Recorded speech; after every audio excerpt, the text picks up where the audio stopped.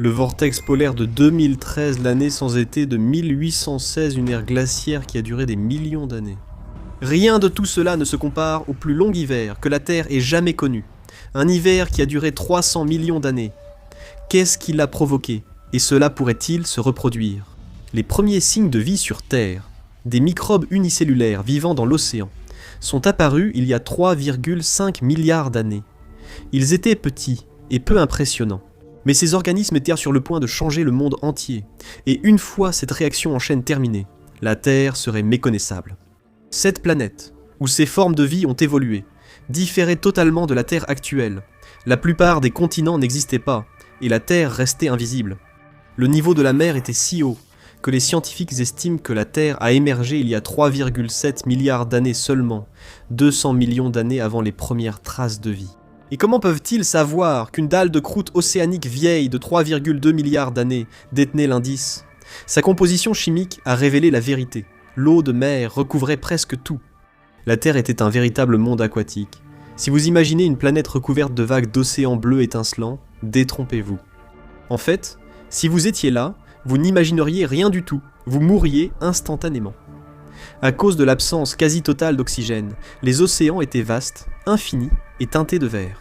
Le manque d'oxygène a provoqué la dissolution d'une grande quantité de fer dans l'eau. Juste un grand océan verdâtre et rouillé avec, de temps en temps, une petite parcelle de terre quelque part, et cette terre aurait été stérile et rocheuse, sans herbe, sans plantes, sans sable. Eh bien, et l'air, est-ce que c'est mieux? Eh bien, il était orange. On aurait dit qu'un filtre avait été appliqué dessus. Être sur la terre ferme n'était pas une option non plus. Les rayons UV du soleil auraient tout grillé sur place, et ce n'était que le début. La planète était aussi vraiment instable. Les géologues ont découvert des preuves d'énormes éruptions volcaniques, quasi constantes à travers le monde. La planète, encore jeune, avait un centre bien plus chaud qu'actuellement. Il y avait en gros un événement de type Pompéi chaque semaine, principalement sous l'eau. Sans surprise, il n'y avait pas encore de vie complexe. Pas encore. Si les colonnes de lave jaillissant de l'océan vert vers le ciel orange ne suffisaient pas, l'atmosphère était saturée de méthane et de dioxyde de carbone, mais surtout de méthane. À cette époque, le dioxyde de carbone atmosphérique était 10 à 2500 fois plus élevé qu'aujourd'hui, et le méthane 10 000 fois supérieur. Comme nous l'avons dit, vous pouviez oublier l'oxygène. Pourtant, la vie a émergé. Des organismes unicellulaires sont apparus dans les océans, que ce soit dans les sources hydrothermales profondes ou les eaux peu profondes, peut-être les deux. Les scientifiques ne s'accordent toujours pas sur la cause de cette première explosion de vie. Une théorie suggère que les éclairs constants dans l'atmosphère violente de la Terre primitive ont transformé le méthane et l'azote en acides aminés, les éléments de base de la vie. Une autre théorie suggère que ces éléments viennent de l'espace, apportés par des comètes et météorites ayant bombardé la Terre primitive. L'atmosphère orageuse terrestre est devenue un laboratoire où des réactions aériennes et marines ont produit acides aminés et sucres. Avec le temps, ces ingrédients ont formé des molécules plus complexes, y compris l'ARN, puis est venue l'étape suivante, l'ARN, piégé à l'intérieur de bulles lipidiques grasses. Ce n'était pas la vie que nous connaissons, mais sa forme la plus simple. Dans un air saturé de méthane et de dioxyde de carbone, ces petites formes de vie ont survécu. La seule façon pour eux de survivre était de se nourrir de ces gaz. Une lignée évolutive de ces microbes, les cyanobactéries, a commencé à produire autre chose après avoir absorbé le méthane, de l'oxygène. À tel point qu'il y a 2,5 milliards d'années, la grande oxydation a eu lieu. Mais même si cela peut sembler positif, cela a en réalité empiré les choses, et ce n'était pas le vrai danger. L'accumulation d'oxygène et l'élimination du dioxyde de carbone ont causé une catastrophe écologique il y a des milliards d'années. Le méthane agissait comme une grande couverture autour de la Terre. Avec l'accumulation d'oxygène, le méthane diminuait. L'oxygène réagissait aussi avec le méthane pour former du dioxyde de carbone et de l'eau. Ce dioxyde de carbone était plus facilement consommé par les microbes marins que le méthane. Ils l'ont donc consommé rapidement, rejetant plus d'oxygène, ce qui a accéléré l'oxygénation de la planète et provoqué une chute brutale des températures. Tout cet oxygène a commencé à polluer la planète, car pour la vie à cette époque, l'oxygène était toxique. Ce qui est effrayant, c'est que rien ne semblait catastrophique, alors que la planète sombrait déjà. Au même moment où tout cela se produisait, le supercontinent Kinorland était en train de se disloquer, et c'est là que tout a commencé à mal tourner. C'est exact, il y avait des supercontinents avant la Pangée. Kinorland était sans doute plus petit que vous ne le pensez, car la Terre primitive était surtout recouverte d'eau. Mais il se pourrait que ce soit le tout premier et véritable supercontinent de la planète, formé il y a environ 2,7 milliards d'années. Ce jeune continent regroupait la plupart des États-Unis, du Canada, le Groenland, la Scandinavie, l'Australie occidentale et une partie du désert du Kalahari. Les scientifiques estiment qu'il était probablement centré sur l'équateur durant au moins ces 100 premiers millions d'années, restant la masse terrestre la plus dominante. Des experts ont suggéré la présence d'un autre continent plus petit appelé le supercontinent du Sud, mais d'autres contestent cette théorie, affirmant qu'il n'y a pas suffisamment de preuves pour l'étayer. Cependant, ce qui est certain, c'est que Kinorland dominait le globe, avec très peu d'autres bandes de terre disséminées ça et là. Les géologues pensent que Kinorland a commencé à se fragmenter entre 2,6 et 2,5 milliards d'années, juste avant la glaciation huronienne. Ils ne pensent pas que ce soit une coïncidence, car la planète allait basculer et ne reviendrait pas en arrière avant 300 millions d'années. Comment la fragmentation d'un continent peut-elle déclencher une ère glaciaire ? Quand un continent se fragmente, plus de terres sont proches de l'océan. L'air humide venant de la mer couvre plus de terres, formant plus de nuages et apportant plus de pluie sur les régions auparavant sèches. Les mers peu profondes, issues de la fragmentation des continents, se réchauffent plus vite. Leur eau s'évapore plus aisément, ce qui accroît l'humidité atmosphérique. Tout cela a provoqué beaucoup plus de précipitations qu'il n'y en avait jamais eu auparavant, et cette pluie a contribué à instaurer un hiver sans fin. Mais ce n'est pas cela qui a rendu la situation catastrophique. Quand un continent se fracture, c'est comme briser une roche. On augmente soudain la surface exposée aux éléments. Et sur la Terre primitive, une grande partie de ces terres était composée de basalte volcanique, qui s'altère rapidement dans une atmosphère riche en dioxyde de carbone. Cela signifiait des pluies acides, qui rongent le basalte plus rapidement. Au fil de la décomposition de la roche, la pluie retirait le dioxyde de carbone de l'air et le piégeait dans le sol ou l'emportait vers les océans. Le ruissellement a transformé la Terre et la mer en grands puits de carbone, faisant perdre à la planète du dioxyde de carbone plus vite qu'elle n'en produisait. Et une fois que cela commence, comment l'arrêter ? Ajoutez à cela le fait que le Soleil était entre 6 et 15% moins puissant qu'aujourd'hui, donc il n'y avait pas assez de chaleur. Rien pour contrer la chute rapide du dioxyde de carbone et le refroidissement rapide de la planète. Tous les facteurs se sont réunis pour remplir la Terre d'oxygène en éliminant tout son CO2.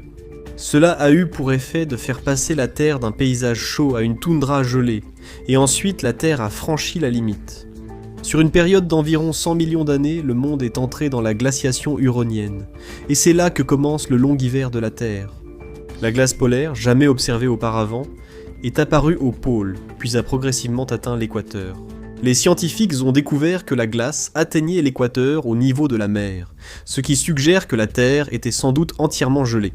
À mesure que la glace s'étendait, le niveau de la mer baissait, révélant plus de terre, tandis que la Terre subissait encore sa phase de croissance, avec une nouvelle croûte remodelant la surface. Un modèle estime que la planète est passée d'une couverture presque entièrement océanique à près de 20% de terres émergées. Pourtant, cela reste loin de la Terre moderne. Aujourd'hui, les terres couvrent moins de 30% de la planète. Les scientifiques divergent sur le fait que les mers étaient entièrement gelées, ou seulement semi-gelées par endroits, mais s'accordent sur certains points. Pendant la glaciation huronienne, la Terre est presque devenue une immense boule de neige. Il est difficile d'estimer la température exacte de cette époque, mais un modèle propose une estimation. La température moyenne mondiale pendant la glaciation huronienne était de moins 43 degrés Celsius. En comparaison, la température moyenne de la Terre au XXe siècle était bien plus confortable, à 14 degrés Celsius. La glace a éliminé de nombreux organismes qui luttaient pour leur survie unicellulaire. Ceux-là ne sont pas morts à cause du froid glacial, mais d'un empoisonnement à l'oxygène dû au manque de méthane libre dans l'atmosphère. Certains ont survécu, surtout ceux adaptés à l'oxygène envahissant la planète. Certains ont même évolué pour l'utiliser et survivre. Étonnamment, bien que la glaciation huronienne ait détruit la majeure partie de la vie terrestre, elle a été essentielle à la vie actuelle sur Terre. Elle a provoqué ce que les biologistes de l'évolution appellent un goulot d'étranglement de population, suivi d'un événement de fondation et d'expansion. Un goulot d'étranglement de population est un événement où la plupart des êtres vivants disparaissent. L'événement fondateur fait que les rares organismes restants deviennent l'origine de toutes les formes de vie suivantes.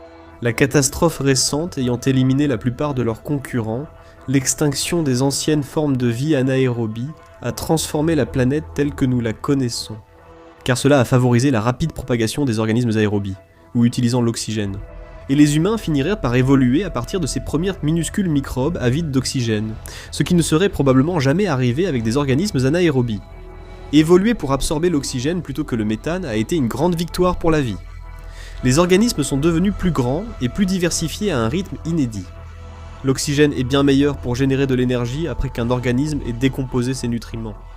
Grâce à son fort potentiel redox, il accepte très bien les électrons et produit bien plus d'énergie pour les organismes aérobies que le méthane n'en a jamais apporté à ces microbes.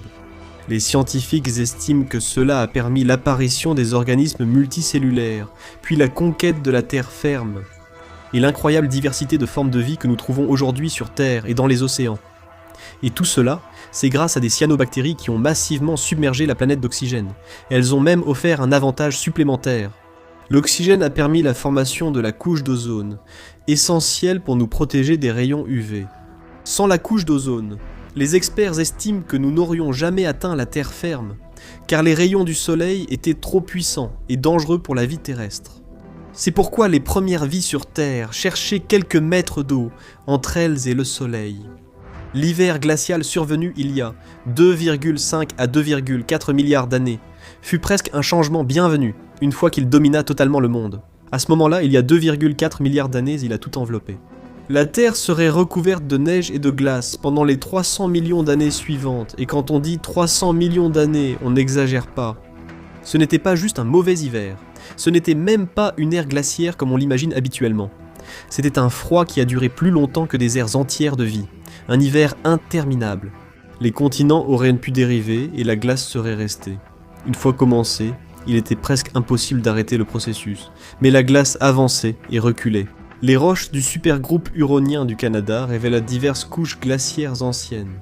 Cela signifie que les glaciers ont avancé, reculé, avancé, puis reculé encore et encore pendant l'ère glaciaire. Les scientifiques attribuent cela à l'impact du réchauffement et du refroidissement sur les cyanobactéries. Quand il faisait chaud, les cyanobactéries produisaient plus d'oxygène, éliminant le méthane et faisant baisser la température. Plus il faisait froid, plus leur activité ralentissait. Cela permettait à l'activité volcanique et à d'autres processus d'accumuler plus de gaz à effet de serre dans l'atmosphère, réchauffant ainsi la Terre. Et puis le cycle recommençait encore une fois, mais cela ne se produisait pas du jour au lendemain, ni même d'un siècle à l'autre. Chaque réchauffement ou refroidissement durait des millions d'années, jusqu'à la disparition totale des glaciers, la planète continuant d'évoluer. Pourtant, les microbes qui ont provoqué l'ère glaciaire ont aussi causé sa fin. Puisque les anciens organismes anaérobies, qui consommaient le méthane, avaient été anéantis, les nouveaux organismes aérobies ont rapidement comblé les vides laissés derrière eux. Et à part toutes les cyanobactéries, les autres se régalaient littéralement d'oxygène et produisaient du dioxyde de carbone. Plus le CO2 s'accumulait dans l'atmosphère, plus la planète se réchauffait, jusqu'à ce qu'il fasse finalement si chaud que les glaciers ont fondu pour de bon. Juste après le dégel, la Terre n'aurait pas eu l'air paisible, elle aurait eu l'air violente. Imaginez des kilomètres de glace s'effondrant, déversant des océans d'eau de fonte sur des roches qui n'avaient pas vu le ciel depuis des centaines de millions d'années. Le niveau de la mer grimperait, les côtes changeraient, et l'air serait envahi de brouillard et de tempêtes continues, avec chaleur et eau perturbant violemment le système. Soudain, la planète passait d'une ère glaciaire à une inondation presque du jour au lendemain, du moins à l'échelle géologique. La planète est essentiellement entrée dans une ère de sauna qui a duré 1 milliard d'années, du moins comparé à ce qui s'était passé auparavant. Une autre ère glaciaire n'allait pas survenir avant le cryogénien, qui a commencé il y a 850 millions d'années, soit 1,250 milliard d'années, après la fin de l'ère glaciaire huronienne. La période cryogénienne a duré 215 millions d'années. L'ère glaciaire huronienne remporte facilement le titre de pire ère glaciaire à ce jour, mais nous y reviendrons. Les effets positifs à long terme sur le développement de la vie sur cette planète ne sont qu'une des nombreuses façons dont l'ère glaciaire huronienne a influencé notre monde moderne. Sans elle, l'arche de Noé aurait pu n'être que l'histoire de Noé sauvant des paires de microbes d'un déluge sur un bateau. Mais le déluge aurait simplement été l'état constant du monde, et Noé, ou même les histoires en général, n'existeraient pas. La dislocation de Kinorland a aussi entraîné l'apparition de la tectonique des plaques modernes, bien qu'une forme primitive existait déjà, avec ces petites masses terrestres qui bougeaient et entraient en collision. Les mouvements des plaques sont devenus bien plus proches de ceux d'aujourd'hui.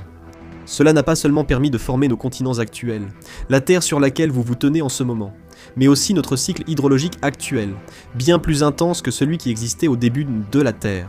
Ce cycle, qui fait circuler efficacement l'eau à travers notre Terre et notre atmosphère, permet à la vie de prospérer et contribue généralement à modérer le climat, en plus de la diversité actuelle des espèces sur la planète. Mais maintenant, nous rejetons du dioxyde de carbone dans l'atmosphère, et cette fois ce sont les vaches qui rejettent du méthane dans l'air. La question est, une ère glaciaire comme l'Huronienne pourrait-elle revenir? Ce scénario est à la fois rassurant et inquiétant. La bonne nouvelle, c'est que la Terre n'a rien connu d'aussi long ou d'aussi brutal que ces ères glaciaires au cours des 500 derniers millions d'années.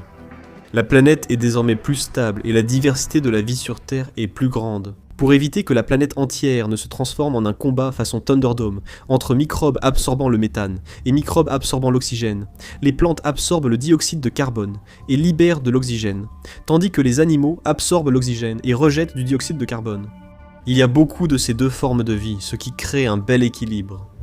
Comme le dit le géologue Dr Joseph Merth, professeur à l'université de Floride, je ne pense pas qu'on puisse dire que nous reverrons cela un jour. En même temps, nous avons montré que la fragmentation des continents en morceaux plus petits influence la température globale et entraîne une réduction significative du dioxyde de carbone. La mauvaise nouvelle, c'est qu'il y a beaucoup d'humains en ce moment, avec beaucoup de technologies et de procédés sans précédent. Nous rejetons des tonnes de gaz à effet de serre dans l'atmosphère à un rythme inédit dans l'histoire. Donc, même s'il ne semble pas que la prochaine glaciation huronienne arrivera demain, nous pourrions déclencher une réaction en chaîne rapide d'événements qui changera le visage de notre planète telle que nous la connaissons, sans même nous en rendre compte. En outre, contrairement aux microbes unicellulaires, il est bien plus difficile pour l'homme de passer de la respiration de l'oxygène à celle du méthane ou du dioxyde de carbone. Il vaudrait probablement mieux arrêter de perturber la composition gazeuse de l'atmosphère si nous pouvons l'éviter. Regardez. Comment les humains dormaient-ils pendant l'ère glaciaire sans mourir de froid? Ou cliquez sur cette vidéo.